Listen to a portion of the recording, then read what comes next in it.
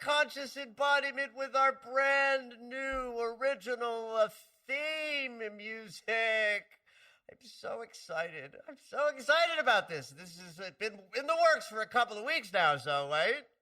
Yes, and thank you so much to composer Dustin Goddard, who composed and created the theme. That's right, and we sat together, I don't know, it was about a month ago, and 5 weeks or so ago, and we just talked about the sensibility. I actually played him, you remember this, when I played him my text alert sound? Oh, yeah.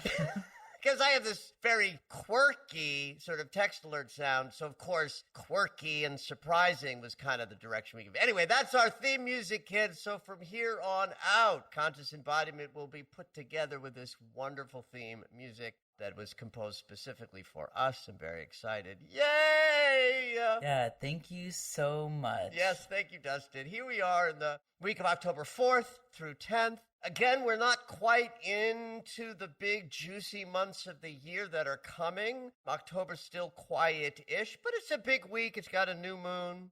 It's got something busy with the Mercury retrograde cycle that's important. Mars is participating in that. In fact, that thing is brewing that we'll talk about in the second and third segment of the pod with regard to Mercury and Mars and the sun coming together is also part of the new moon. So let's start with that.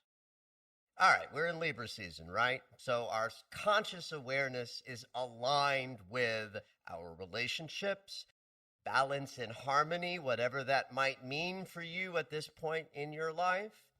And from a consciousness perspective, the Libra mansion is where we first recognize that life is a mirror, that what we experience in our outside life, our worlds are just reflecting our inner mental and emotional equivalent of what we perceive our worlds to be.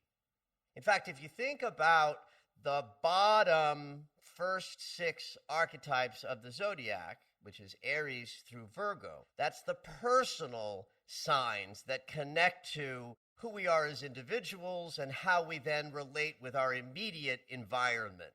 When we get to the second 6 archetypes of the zodiac, now we're in the outside world experience, and the very first of these archetypes is Libra that introduces us to this concept of the mirrored consciousness, as within, so without. So in a new moon in the Libra mansion, we are setting intentions, specifically in our relationship departments and whatever it is you desire to create for yourself in the world of relationships. Absolutely put that into your intention-setting consciousness at this time. But also just remember that the Libra new moon allows us to recognize that any shift and change that we want to see in our outside world is possible to sort of connect with in this new moon, as long as we recognize that change has to happen inside of us first. You cannot create something in your outer world that in your inner world you don't believe you deserve or don't understand the complexities of what we'll need to create it, or any of the other ways we delude ourselves into what we're capable of creating. This is a perfect moment to consider your outside life as a mirror of your inner sort of mental and emotional fitness, and start there. What do you need to change inside of yourself in order to have a richer, more beautiful experience of balance, harmony, forgiveness, and loving relationships with all others, not just your romantic partners?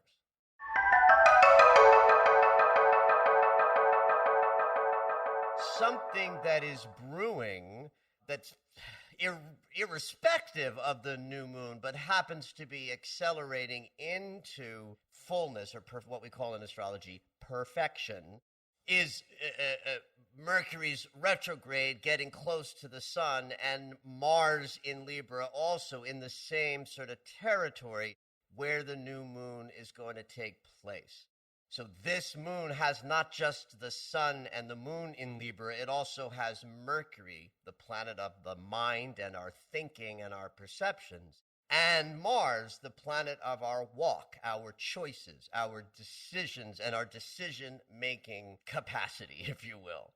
All of these energies converging into a couple of days that includes both a new moon, where we set intentions for the cycle ahead, but also an incredibly powerful message moment in Mercury's retrograde cycle that peaks just 2 days after the new moon, and then Mars adding the element of any intentions we set at this time get downloaded into the planets that rule our walk and our talk.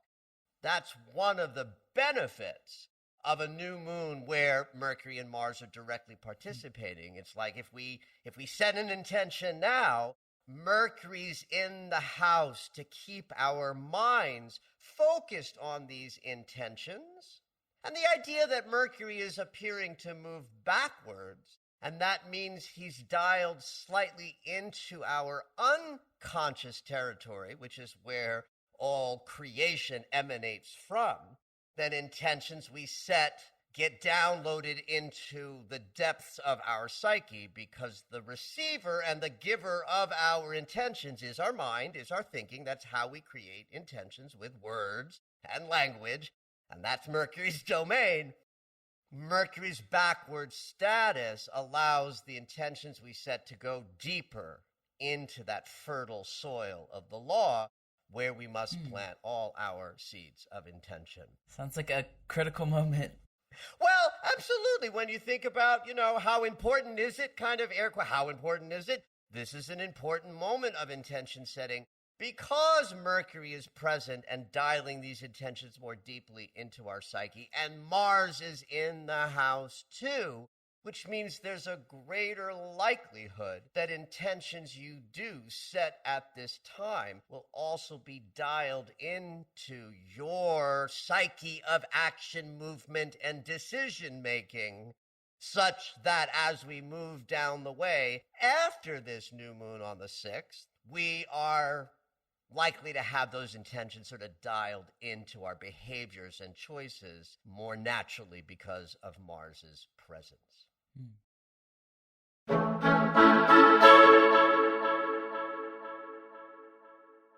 I will say that healing is a big theme of these couple of months, partly because Chiron is placed in such a location in the cosmos at 10 degrees of Aries that every personal planet has been interacting with Chiron significantly over the last couple of weeks, and this new moon is no exception. The degree point of significance is 13 degrees. That's where the sun and the moon will be when they are exactly in their lineup. And Chiron at 10 degrees of Aries is directly across the sky holding an opposition. Oppositions are energies that are undeniable and unavoidable. Something's got to happen when two things oppose, right? So in this case, it's our desires to set intentions that connect to peace, balance, harmony, wholeness, love, forgiveness, and relational possibilities. But Chiron in Aries says, if you don't heal the wounds of undeserving, these intentions you set will land on deaf ears of your psyche, right? So it's the power of the intention setting mechanism with Chiron in opposition is unequivocal, that we are going to naturally be triggering a healing if that healing is necessary to facilitate the appearance of the intentions you desire to set. So if your intention is, I want to bring in my next soulmate love yummy experience, and you need to heal some shit to get that out of the way to receive it, you can bet that the intentions that you set will automatically deliver to you the healing required to receive the thing that your hearts desire. Got it. There's so many pieces in that. I'm glad you reiterated it because then I put all the pieces together. Good. I'll add into this idea that geometrically, that 13-degree Libra point of sun and moon together is holding an exact great eliminator angle with Uranus, the great awakener. Now, we don't typically talk about release in a new moon, but we're always releasing stuff. It's not like we only get to release at the full moon. We release things with every out-breath, right? So this is a release angle. This is the power of intentions of conscious awareness, sun, and unconscious impulses, moon, gathered together where we are the most powerful at declaring what we want and having those declarations turn into form. And in similar fashion that Chiron will sort of say to us, all right, you want that? You got to go through this healing. Uranus is also saying, okay, you want that? What do you got to let go of to make room for the greater loving experience? We all want what we want when we want it, and we want it delivered. But are we willing to let go of things that have to be, discarded in order to make space for a greater loving experience? And an inconjunct great eliminator fork in the road angle between a new moon in Libra and Uranus in Taurus is a powerful mechanism to help and assist us let go of any blocks to the desires we tell ourselves and our world that we want at this time.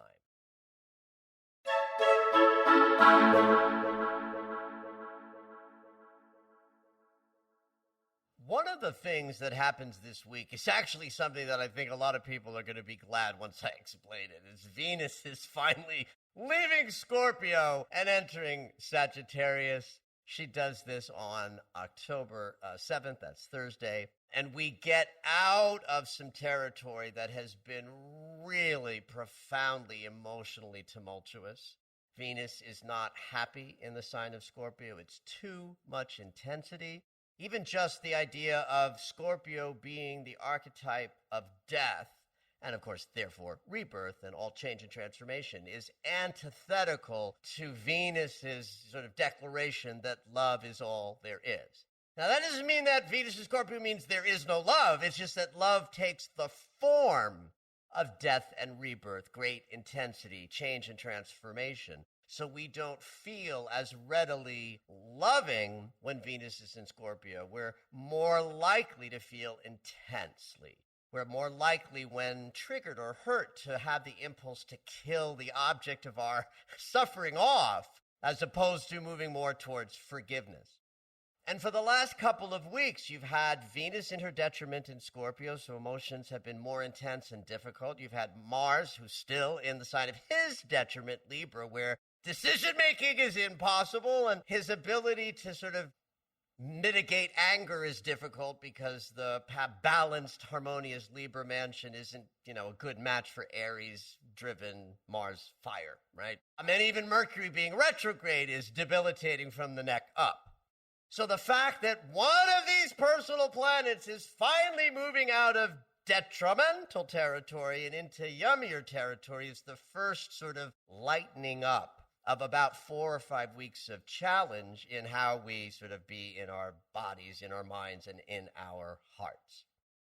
So for the next couple of weeks, Venus in Sagittarius is much more on fire. It's a confident and optimistic mansion, because Sagittarius is all about exploration, trying new things, stimulating ideas and activities. So Venus in this territory is sort of lit up. Our emotional processing is going to also be at a slightly higher energetic level. When we're processing our emotions through Venus in Scorpio, it's all very deep and intense. But in the truth-ridden, is that truth abundant sign of Sagittarius, then our emotional processing is less intense, a little bit more heady, and our interactions with others are likely to be a little more stimulating and playful over the next couple of weeks.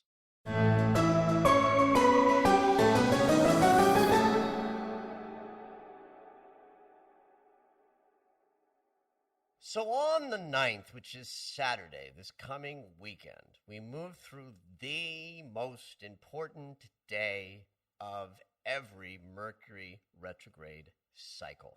Mercury and the Sun are never terribly far from each other from our perspective here on Earth.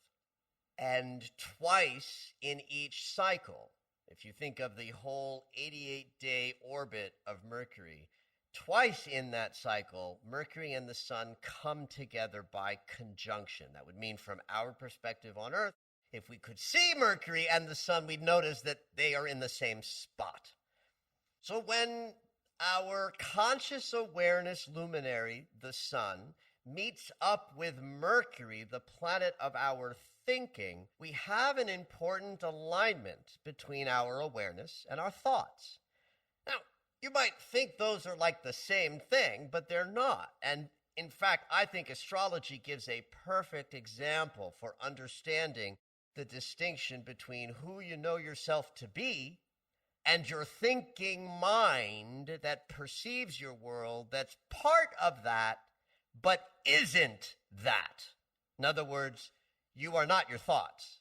Your thoughts are simply narrating and describing the experience that you're having. And the astrological corollary of that is Sun is the who you're being, and Mercury is the thoughts you're having. So when they line up in conjunction, you can think of that as moments when we get an upgrade in who we are because our beingness and our thinking mechanism, they meet up and they exchange and they have a little party, and then we go on, we sort of know more who we are because of this connection between awareness and thinking. When this happens in the time when Mercury is not retrograde, it's called the superior conjunction of Mercury and the Sun. What that means technically is that the Sun is in between us and Mercury. Mercury's on the other side of the Sun. So it's Mercury, Sun, Earth, or Earth, Sun, Mercury, if you want to reverse the perspective, right? And that's a moment of download and important alignment of conscious awareness and thinking process, as I've described. But when Mercury is retrograde, it's really, really important to be paying attention. Here's why. Retrograde motions are the implication of that planet's consciousness visiting the unconscious. So for the 21 days, 22 days that Mercury is moving backwards, our thinking mind is sort of dipping its toe into territory that we usually aren't, privy to because it's below the surface of our conscious awareness. This is why we bump into the furniture so much during Mercury retrogrades. So when in the inferior conjunction, where now Mercury is in between the Earth and the Sun, not on the other side of it, it's a much more deeply intimate and personal and slightly unconscious experience for everyone on the planet. So we are this weekend going to be treated to the aha of this particular Mercury retrograde, as if there's some theme about what you're working on in the unconscious and you don't really know what it is, you're just bumping into shit and having a process. And then smack dab in the middle of the cycle is this one sort of day, Saturday the 9th, where we might get downloaded with some valuable unconscious awarenesses that are important for you at this time. So you want to be paying attention to everything you think, you speak, you hear, and you experience in your, like I like to say, neck up consciousness. I'm going to write that in my calendar. October 9th. I'm just circle the date and be like, what are your revelations? Exactly. And, Mercury's a trickster. And when he is retrograde, that trickster sensibility rises up. So the download and delivery of this information may be very indirect, like through synchronicities, happenstance experiences, the unexpected sideways ways that you receive information is more likely to be the source of an awareness than something very direct and obvious. I love that. I love those Very moments. important moments, because Mercury retrogrades are difficult, but they're wildly valuable. And this is a moment where that value may just be revealed to you. The fact that Mars and Mercury and the Sun will be exactly conjunct on the 9th increases the power of what's available. Because if you think about it this way, all inferior conjunctions between the Sun and Mercury do involve our conscious awareness and our thinking, perceiving mind. But this one includes Mars, the planet of action, 3 days after a new moon where we're setting important intentions that Mars is also participating in, so is Mercury. So 3 days after our intention-setting new moon moment, we're getting this powerful awareness potential that also has the planet of action involved in it. So between the new moon moment and the inferior conjunction moment, this week is so important for setting intentions for what you desire in your life with regard to balance, harmony, love, and forgiveness.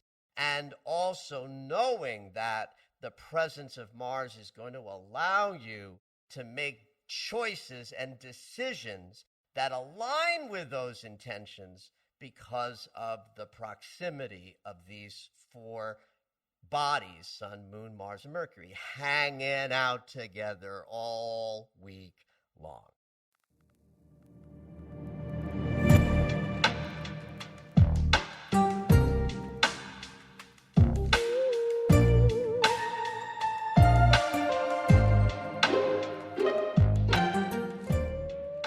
All right, it's dream segment time.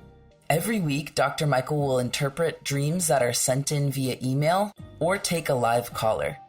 If you would like your dream interpreted on the podcast, you can go ahead and email us at dreams@michaellennox.com. Hopefully your dream will make it onto the show.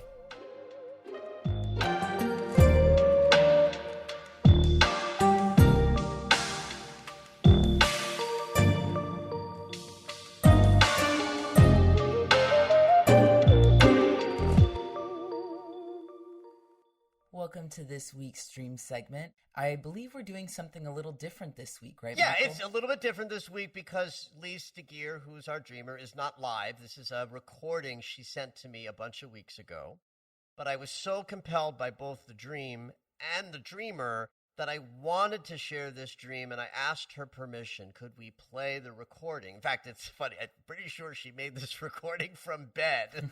So you'll hear that sort of funny, foggy quality when she describes the dream. And it's such a compelling dream because it reflects something very specific that the dreamer is going through, that I wanted to share it as a rich and juicy dream. But also, I want everybody in my sphere to know who Lise DeGeer is. She's an extraordinary woman with an outrageous story of resilience and forgiveness, one of the most profound I've ever known. And she has written an award-winning memoir about this called Flashback Girl.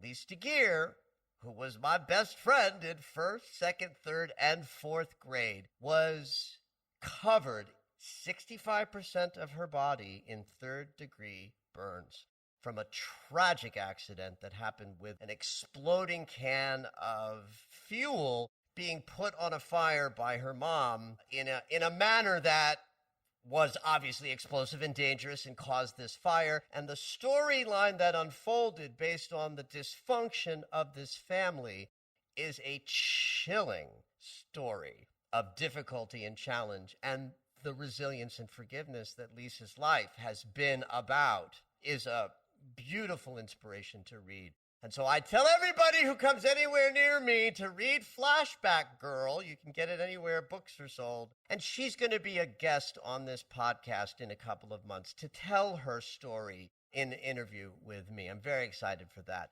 But I wanted to share this dream with you guys because the connection between dream content and waking life experiences are so beautifully exemplified by this dream. I just love this funny little recording she sent, and I asked her permission if we could play the recording and interpret her dream. Before we hear it, understand this. Part of Lisa's resilient story is the uncountable operations that she has had.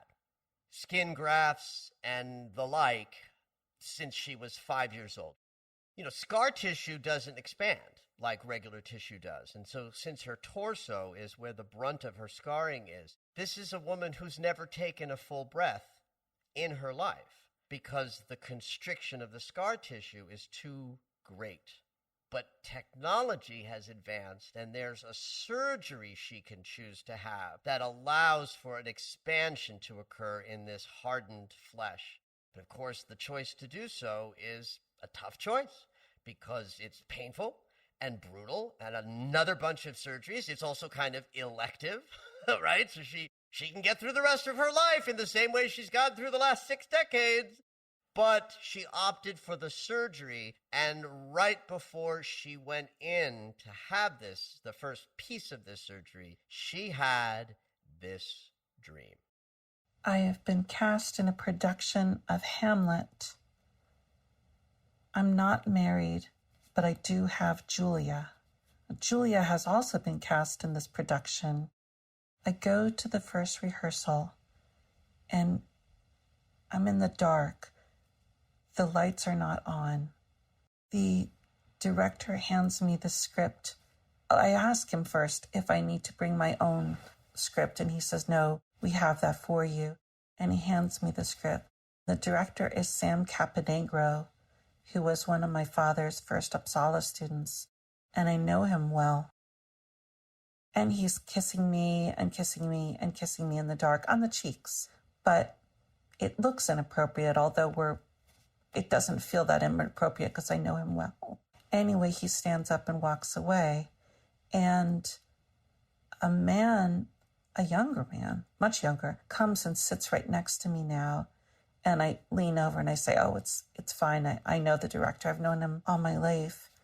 And this man is flirting with me and says that the cast is going to be getting together Friday and Saturday nights for parties, and I should come, and it'll be fun. It'll be like a boat cruise. And I say, okay, great. I'll think about that.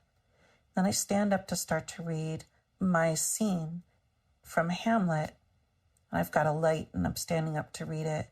I'm putting my glasses on. And another man tries to flirt with me. I talk with him a little bit. He goes away. And then I realize all these men are flirting with me because they don't know that I'm burned. And that once they do know, it will change. And I think that that's a little sad, but I'm really happy that they're flirting with me. And I think I'll write a blog about it. And then I read my scene, and I'm playing Maria in Hamlet. And there is no Maria in Hamlet, let's be clear. I have like 7 lines or something in all of this thing. It's nothing. But I play the one woman who's on to Hamlet, who realizes that he's like a fraud, and I'm confronting him. And I'm a little bit like an angel who's confronting him. And then it's the end of the rehearsal, and I'm walking out, and I hear from people who are like involved in the show, maybe they're not in it, but they're like production people, that Julia, my daughter Julia, missed this first rehearsal, and she missed another, like a photo shoot that they were going to do, and they're mad at her, and she messed it all up. And I think to myself, they don't know I'm her mother, and also, I guess I have to get this information to Julia. And that is it. Oh my God, there are so many juicy images in this dream. Let's start with the idea of Hamlet is all about, like, trying to make a decision. That's what Hamlet's sort of story is. He can't decide, and as a result of not being able to decide, everybody dies, right? So we start with a dream where the theme of have I made the right choice connecting in a moment when this dreamer has made an enormous choice to go in and bear the pain of another set of surgeries to have some relief. And so I think it's interesting that the Hamlet theme and a big decision that's rising up a lot of shadow for Elise is, I think there's something cute and fun about Hamlet in particular. I want to say something about Julia and Anna, her other daughter, and Lise herself. That's in the memoir. She talks about this. We've talked about it as friends over the years, is that Lise is pretty. She's like a pretty woman, but she's also burned on her face. And so her face is disfigured. When she was first burned, those disfigurements were enormous, and multiple surgeries have rendered her much different looking in the way that if you first meet her, you might not get quite right away what's up. Eventually be like, oh, I see, there's burning and there's scars there. But, imagine being a woman inside a burned body to have thoughts and considerations about, oh my God, what my life been like if I had been more beautiful, if my burns hadn't inhibited the experience of men finding me attractive or finding myself attractive from the inside out. And I know from Lisa's writing and conversations with her that having two very pretty daughters is kind of this beautiful sort of loving forgiveness experience that Lisa has had by beholding that and being in consideration of something that was a limit for her that would not necessarily be a limit for her daughters. So now we're in the dark. This is so perfect for two reasons. One, of course, is that we're in the dark means we're in a shadow dream. And so we're exploring things that aren't available in the light of day or the light of consciousness. We're in, deeper territory. But also we get this sort of flip towards the end of the dream of the aha that Lise makes by virtue of recognizing that by virtue of being in the dark, these male figures who are responding to her in intimate ways are doing so because they can't see that she's burned. Of course, this is a dream, and it's Lisa's dream, so she's in the process, or she's in consideration of the deep and profound wounding of having her physical beauty changed and altered by this dream experience. And the fact that one of her daughters, who's also an actress, is in this dream comes the part and parcel to looks and attractiveness as being important out there in the world as a piece of currency. So I think that Julia's being an actor, meaning that her looks will be part of whether she's castable or not, is why that daughter is in this dream, and perhaps why not the other daughter, right? The lineage of looks count, and the progeny in this case has that to her advantage. I think, knowing Lisa as I do, the funny little thing of Maria in Hamlet, I have to think about Maria in West Side Story. That's what I was thinking. Whenever I think of plays, musicals, and the name Maria. Well, even more so than Maria von Trapp from The Sound of Music, who would be the other classical musical theater Maria. Maria in West Side Story is fully owning the moniker of Maria, where in The Sound of Music, it's really not her name that is such a power. It's definitely Maria in West Side Story. Right. Right? Who's a love object. So the fact that she's playing in this play, this sort of twist of the Maria piece, I think further emphasizes the theme of this dream as connecting to who would I be if my visage wasn't a barrier between me and the experience of the giving and receiving of love, as evidenced by all of these men in the dark expressing sort of affection and attraction energy through behaviors of kissing and flirting. And then this last little piece where it's clear that this Maria character is the one woman who's on to Hamlet. If anybody's on to Hamlet, it's the consciousness of make a decision already, right? And so in this dream, Lise has already decided. She's already decided to have the surgery. And so this Maria character, sort of confronting Hamlet that he's a fraud is to say, look, we've decided. We're not in that indecision place. We've decided, and we're going to surrender to this experience of freeing us up from the impact of our scar tissue to the best of current technology's capacity to do so. Then somehow that last little bit of Julia sort of missing out on the opportunity might connect. I'm sure this reflects things between, Lisa's relationship with her daughter Right. in what I call the outer circle of interpretation. But in terms of this being simply all a reflection of Lisa, I think the Julia missing on the rehearsal and the photo shoot is something of, look at what I've missed in the past from these challenges that I have in my experience. Let's make sure that the newer, more vibrant consciousness that I now have, that is my current experience of resilience and integration and wholeness, and being in the position that Lisa is now in of sharing her story at a very broad level. She's like, I don't want to miss out on the juice and the yumminess of what it is I do have to offer the world at this time with regard to my story and sharing it.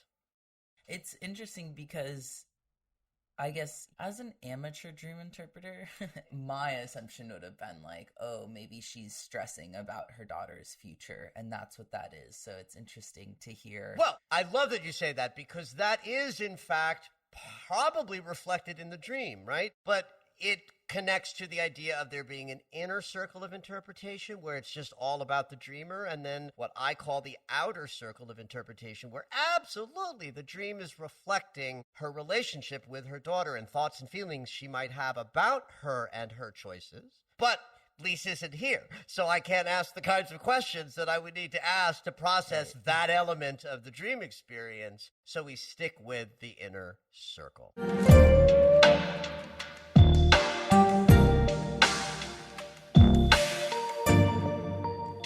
We have a couple announcements this week, and I believe it is starting with Thursday the 7th. That's right. It is the first Thursday of the month. That means Global Healing Meditation. So for those of you who have never popped in on a global healing meditation, you can head to our website, michaellennox.com, to get on our mailing list, and you'll be sent a Zoom link. So you'll sign into the Zoom room on Thursday the 7th, where Michael will tell you a little bit about the astrology for the month, and then you'll also do a healing meditation. Yeah, it's beautiful. In fact, I started doing this every week in the middle of pandemic lockdown in April of 2020, and it's sort of what led to the podcast in a way, because I was sort of grappling with the weekly astrology, and so that turned into the podcast. But people were so yummily gung-ho about the Thursday, I decided to keep it in place once a month, and so this is that. And I would imagine that this week in particular would be a great moment for someone to meditate, especially in a collective space with all of the alignments happening. I love that idea. Absolutely. So join us Thursday night, 7 p.m. Pacific time in my Zoom space. Details are best if you are, in fact, on the mailing list. Go to michaellennox.com. Absolutely. And our next announcement would be for this Sunday, October 10th at 10 a.m. Pacific time. We do have our Dream Circle that happens the second Sunday of every month. So if you have loved our dream segment and you want to get a little one-on-one time to be in conversation with Dr. Michael about your dream, this is a perfect time to join in a small group and not only have your dream read, but also create a collective dream with like-minded people. They are so much fun, and they're limited in size to keep them nice and intimate, and this is probably the first one in a while that at this moment, nobody's registered, so there's 10 seats, kids. If this is interesting to you, go to michaellennox.com, look for the Dream Circle tab on the upper menu bar, and you can get more information there. Thank you for listening to Conscious Embodiment, Astrology and Dreams with Dr. Michael Lennox. You can find us on Apple Music, the iHeartRadio app, and anywhere you find your favorite shows. Head on over to michaellennox.com for information on astrology readings, the Daily Astro Alert subscription, upcoming classes, and to join the mailing list.